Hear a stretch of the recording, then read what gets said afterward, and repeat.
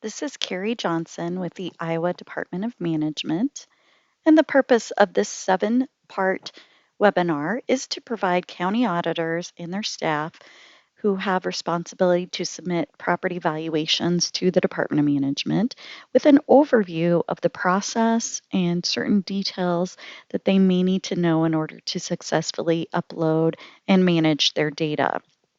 This is a 7-part webinar series, and the first part is intended really to give you an introduction on how to access the system and what you may see as you're working within the system. So the system to upload your data is found as an online application, and you can get there by going to the Department of Management's website. On the Department of Management's website, you will find an area under local government and one that indicates county resources. As a county auditor or staff, you'll find a lot of the information that you will work with as it relates to Department of Management will be found on this county resources page. One of the things that will be linked here is online applications. Online applications include those online systems that you would interact with to submit various pieces of data. The primary one that you work with is the local government valuation and finance system. This system is where county auditors and staff work with Department of Management to submit property valuations. Also, counties submit their budgets and budget amendments and their annual financial reports via this online system, as well as certifying and reviewing other local government budgets. So if you were to click on that application, you would see the following homepage. And what you need to do to access the system is actually log into it. There is certain pieces of information that are available to the public and that you can view just simply by navigating the page. But as far as submission of property valuation data, you will need to log into the system. If you happen to have a direct link to this online application, just bookmarked in your own, web management, it is the same link as before. So that has not changed. And so you can see the link directly to the online application here. So just some reminders regarding this particular application. Again, it is the same web-based application as before. It is the one portal that you use as county auditors and staff to submit budget, financial reports, amendments, certify those, etc. The same type of information as far as submission for valuations for budgets is going to be uploaded. So for 2024, you will submit a very similar format for the DAT file from your local software as previous years. That will remain the same. Again, for another year, it is a schools only flag that populates with an N, and I'll talk about that a little bit more in a further webinar. And also, the application does accept both 5 and 6-digit state tax district numbers. So if you happen to be a county that's getting into the 900 numbers as far as your tax district numbers, feel free to go ahead and get into the 1000s as needed. Our system will accept both 5 and 6-digit numbers. So again, this is the submission for 2024. And if you have submitted in prior years, it will feel very similar to last year. I will talk later, actually the last segment of the webinar series, we'll talk about an additional submission that you will be doing for the first time in 2024. But the majority of this webinar will talk about the submission that's used for completion and calculation of budgets and tax rates. So again, it is an online system that you have to have access for in order to submit data. It uses what we call an enterprise A&A account. This is an account system that a lot of state agencies have used. So if you have an account set up for another reason, such as submission of payroll type data and that sort of thing, for IPERs, etc., you may be able to use your same account ID. Um, the account ID does carry forward if you've had it in a prior year. County auditors can also ask DOM to give other county staff members authority to access the system. They just need to contact me by email and let me know what county they need, etc. And I will walk them through the process to get an account ID. So if you have logged into the system before, you'll find that it looks the same as prior years. It is this sort of blue box, and you enter your account ID and password and select the green button to sign in. If you have problems remembering your password or any other account details, you would need to report the issue to State Service Desk. That'll give you a phone number to call, and you can work with them. We at DOM don't have access to your password or account details. But once you get an account, if you're a new user, we can assign that active account to have access to the Department of Management application. So just a quick view of the type of data that you import into the Department of Management system.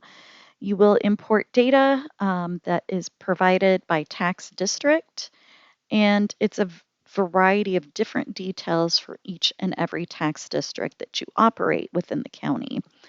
So tax district number, tax district name, as well as a variety of different details or flags or markings regarding that particular tax district. And then for that tax district, both the 100% and taxable value for each and every class of property within the district, as well as things like exemptions and et cetera. So it's quite a bit of data that you're going to be gathering from your software system into a DAT file and then uploading into ours. So I want to take a couple brief moments to give you an overview of the screen once you've logged into the online system. So this is your left sort of navigation panel that you'd see as a county auditor. And then the top category sort of different actions is the valuation category. If you look down further, you would also see a category for local budgets. You'd see annual financial reports, et cetera.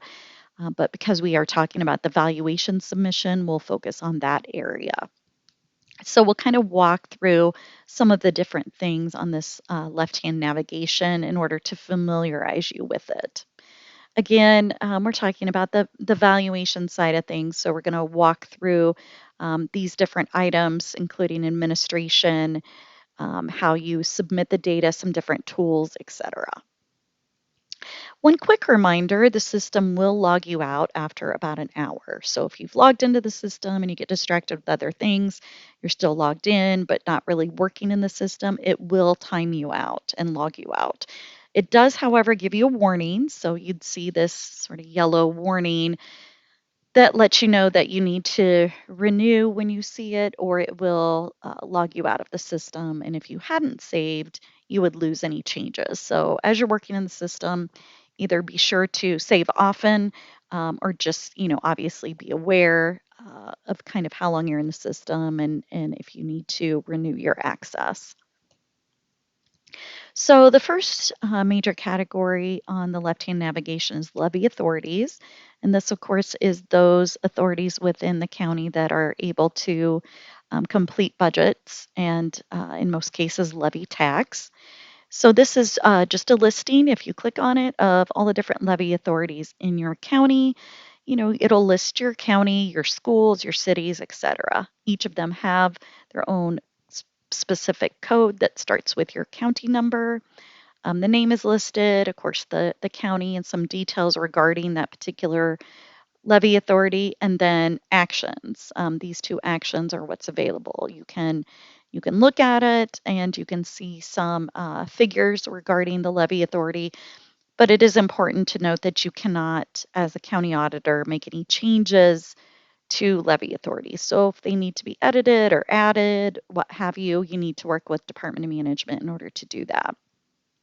These boxes here indicate that you can, type in there and filter for, say, you want to take a look at a particular school name, you can type that in there and it'll return just that school. So you can then work with it. So again, actions, you can view the levy authority by clicking on that little I, and that gives you the different information about that specific levy authority, its code, name, type, etc. Obviously, at this point in the game, we are at the beginning of the valuation cycle and budgets have not yet been submitted. So the tax rates down here listed would be 0. If you looked at this same field again, sort of in June, once budgets have been submitted and finalized, you would see the tax rates that were approved listed here. Or if you looked at the 2023 valuations and those levy authorities, you'd see those tax rates. Again, levy authorities, the other option here is to click on the $sign, and this is going to give you some levy authority data. Again, in this case, we're looking at the 2024 values, which have not yet been submitted. So not surprisingly, these are all zeros. If you looked at 2023 or another prior year, you would see the valuation numbers calculated and reported within these different fields.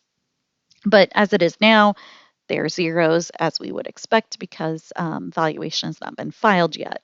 You also can see below the tax districts that are associated with this particular levy authority, and that's always good information to know. Going down further on the left-hand navigation, we see the tax districts, and these are each and every tax district within your county. Again, you can filter by number, name, property type if you just need to look at some rural tax districts, for instance, or if you need to look at a particular tax district, you just type that number right in there. Unlike levy authorities, tax districts can be edited by the county auditor. So we'll take a look at some of those actions that you can take with a tax district.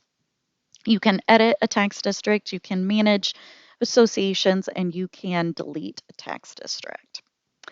So TIF areas is our next area to discuss on the left-hand navigation. This is a listing of all your different TIF areas, urban renewal areas, and this will list them. Again, you can filter by number or name if you know that you want to dig into one particular area. You can also add a new TIF area or consolidate existing TIF areas. And that is discussed in more detail in the TIF segments. But with TIF areas, similar to tax districts, you can edit them, you can modify associations, and you can delete them. TIF area revenue, this area is the next one down on your left-hand navigation. It does populate the current year estimated net consolidated tax rate for you as it is housed within Department of Management system because we have tax rates as we have budgets. So those fields should be populated for you for any existing tax district. And again, we'll talk a little bit more about the TIF area revenue as we go forward.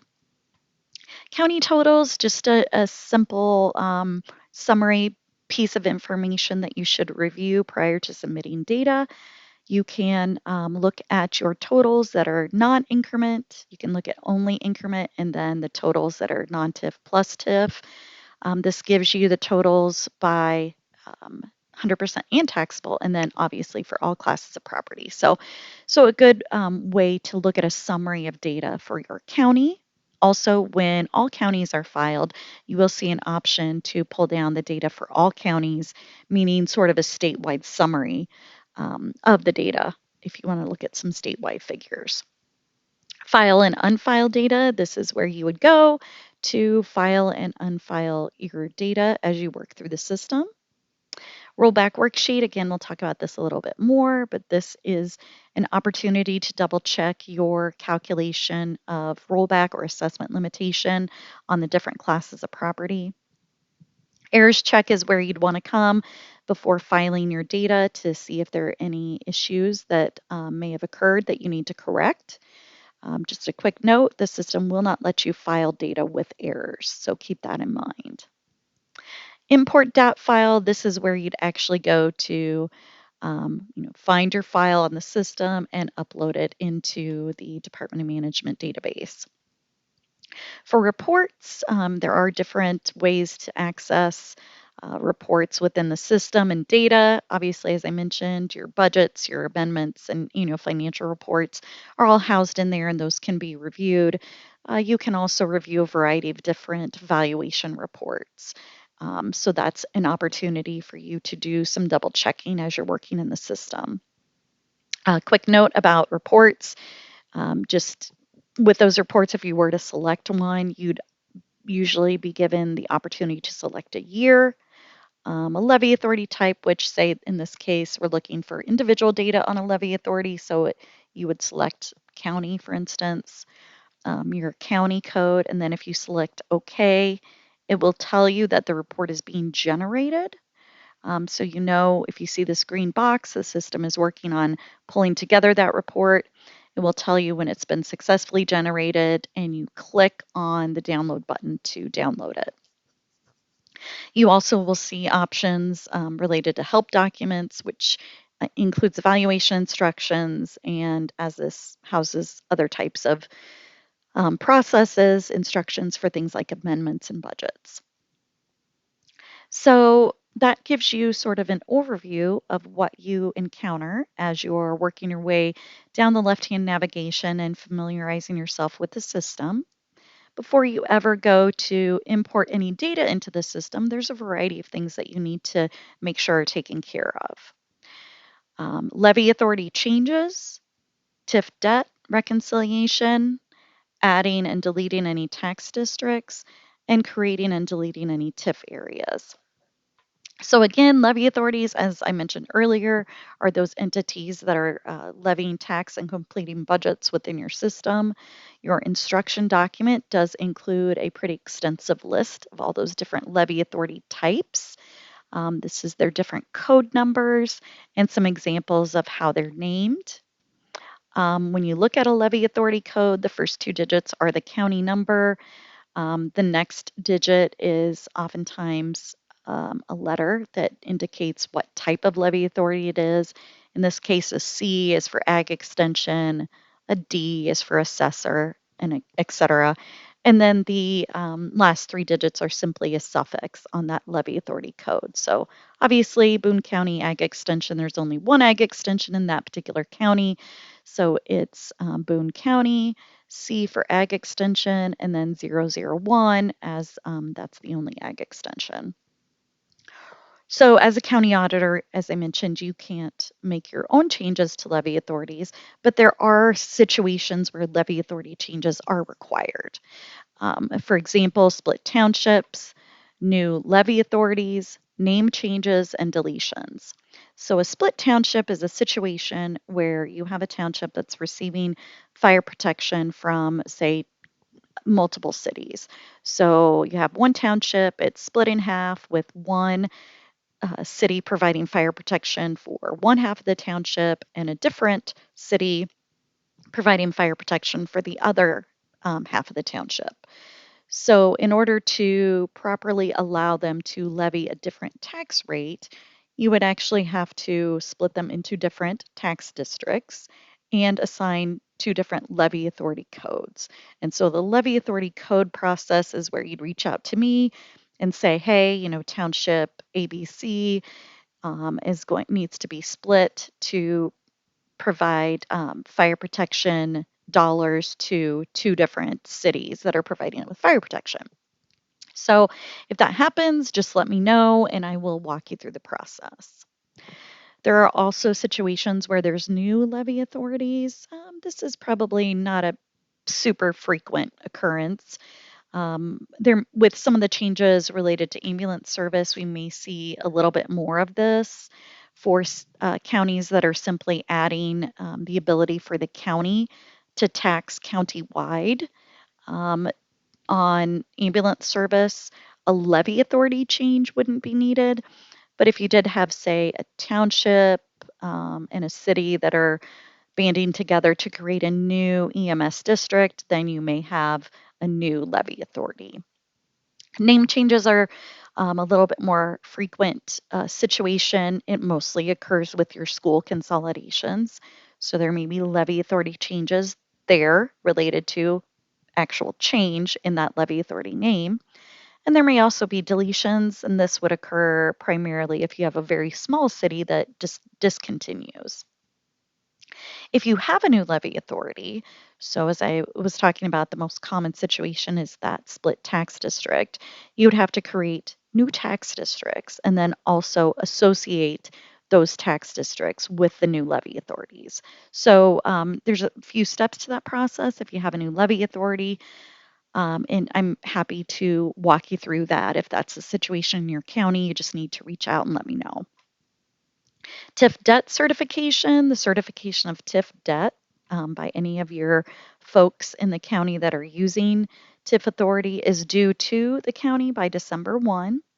So the county would want to review that for any new debt that they're certifying, any debt that they're decertifying or making changes to, et cetera.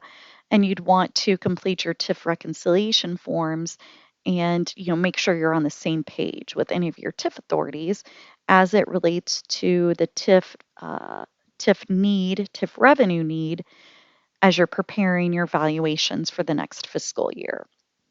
If you're curious or not sure where to find either the certification of TIF debt form or the reconciliation form, there are forms located out there on that county resources page you'd have to scroll down just a little bit under forms. And this is just an example of what that form looks like.